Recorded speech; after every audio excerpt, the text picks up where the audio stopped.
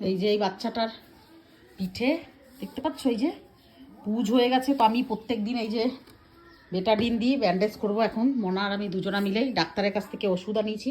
দে কাপড় দিয়ে আগে এটা পরিষ্কার করতে হবে, একটা শুকনো কাপড় দিয়ে। প্রচুর পুজ বেরোচ্ছে। এই চেটে চেটে খেয়ে নেয় খালি, ওরই পুজ। এই দেখো পুরো ফুটো হয়ে গেছে, ওগুলো আবার দেখানো যায় না, দেখালে আবার মুশকিল। এইটা দিয়েই করলি তুই, অন্য কাপড় লাগবে। আমি কাপড় এনেছিলাম তো, দাঁড়া।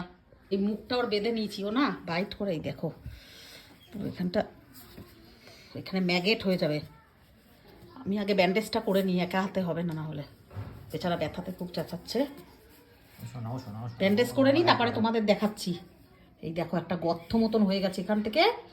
এইখানটা পুজ পুরো আমি যা বার করেছি না, একা একা হয় না, ক্যামেরা ট্যামেরা করা যায় না, তাই মনাকে দিয়ে। দাঁড়া বাবু, বেটাডিন দেবো, দাঁড়াও। এই দেখো ব্যান্ডেজ করে দিলাম, দেখছো? ব্যান্ডেজ না করলে এটা ও মলমটা কিছুতেই দিতে দিচ্ছে না, চেটে খেয়ে নিচ্ছে।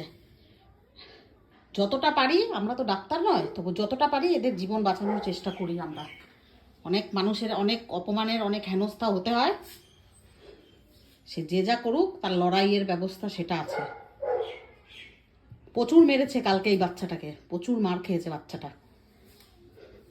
সারাদিন থাকে আমার কাছে খেতে দিই আমি, তাও মানুষ এইরকমভাবেই করছে। আর ও দৌড়াতে পারছে না, ব্যথা।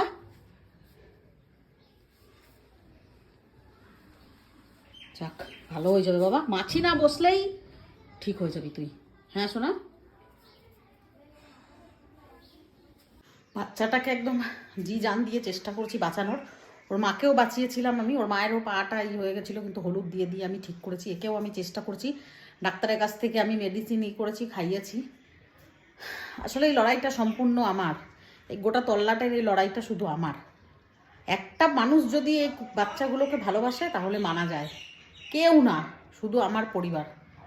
কি তো এই যে অ্যান্টিবায়োটিক ওষুধ কিনে নিয়ে এলাম এখন।